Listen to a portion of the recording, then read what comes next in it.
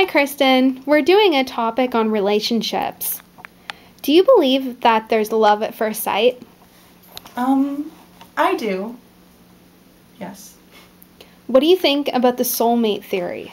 Um, I think sometimes you gotta work for your soulmate. Sometimes you gotta weed through a whole bunch of pile of stupid people or pile of the wrong people for you, but I do believe that you have a soulmate.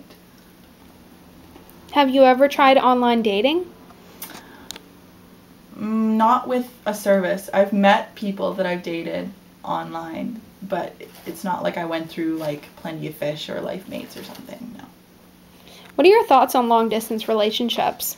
I'm in one, so it gets hard. It sucks. You know, you're lonely a lot, especially if it's spanning time zones. Um, she's 3 hours behind me, so when she's having lunch, I'm at work, and when I'm getting up for school, she just went to bed.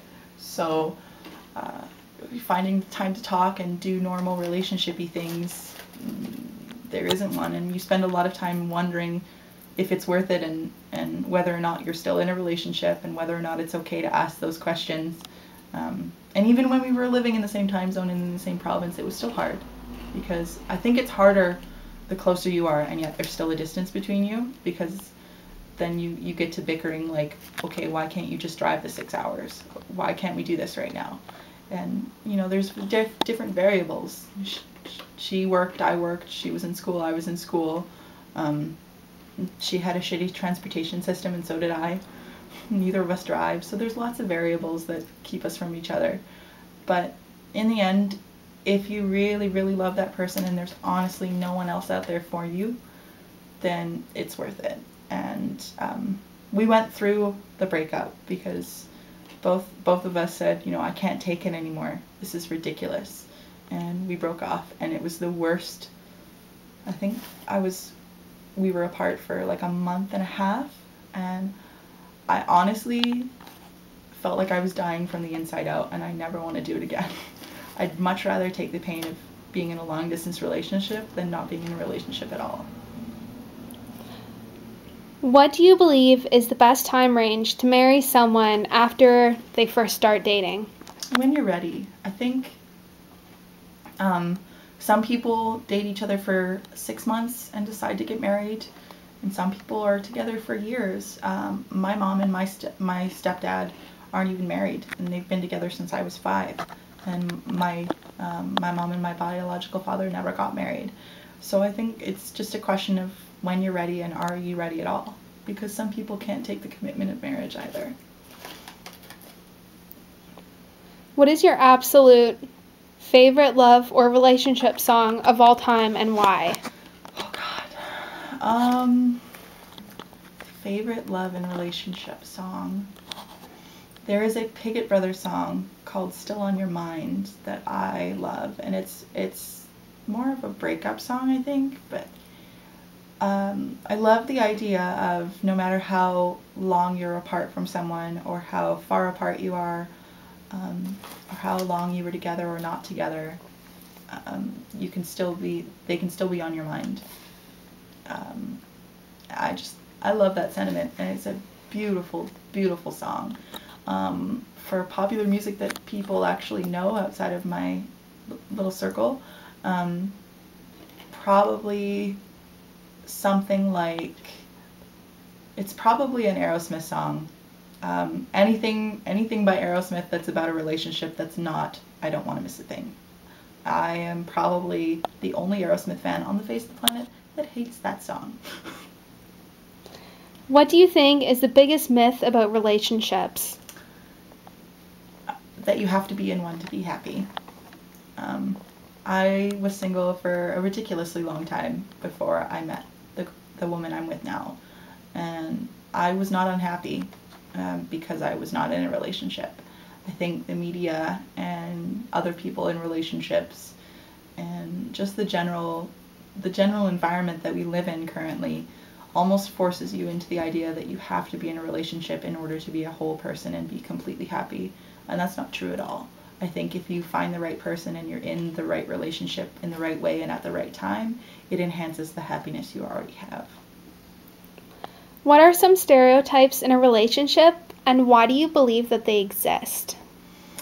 Stereotypes in a relationship. Well, we can go with the obvious one for the LGBT community, is that a relationship must be between a man and a woman. That's a stereotype that we're currently smashing down, which is nice to see, even though as a bisexual woman, I'm not necessarily against straight relationships either. I think all relationships are good relationships, unless you're in an abusive one, and then get the fuck out. But so there's that one. There is the one that the woman should stay in the kitchen, and the old 50s timestamp where you don't really have a job and you stay home with the kids and cook for the husband, and you have to have his 5 o'clock cocktail waiting for him when he gets home, and bullshit. No, you don't. That died a long time ago and should stay dead. Because honestly, we don't live in a society where we can subsist on a one-income household. We'd all be fucking dirt poor. So there's that one. And I think, as far as I know, those are the only ones that are coming to my brain at this moment. What's the most romantic thing that you've ever done for somebody, and also that somebody's ever done for you? My birthday is also my anniversary with the woman I'm with now. I don't know. She dipped me on my doorstep and took me into a taxi cab, and we kissed all the way to an art show, and that was my birthday present, and that became our anniversary as well. So I think that was pretty romantic, for things that have been done for me. I had a gentleman who, it wasn't even a romantic thing. He just had feelings for me and knew that I loved Aerosmith and I was going through a tough time. So he bought me a plane ticket and tickets to Vegas to see Aerosmith, who I pretty much love more than anything in this entire universe. So that was pretty awesome. What's the most romantic thing that you've done for somebody else? I'm gonna sound like a shitty person, but I don't know. I sent Sarah a care package once because she couldn't afford to take her books with her when she moved. So I got together her favorite book series and sent all the ones that I could find to her with a really pretty card. What's your ideal mate like to you in a perfect world?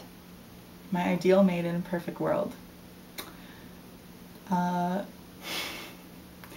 Someone who can take me for all of my faults and still love me with no problems, and someone who understands that loving me isn't, if you're gonna love me and commit to me forever, then forever is a long time, and you gotta stick out through all the crap that comes with old age and growing up and growing old, and my lifestyle, which is I'm such a flighty hippie, it's ridiculous.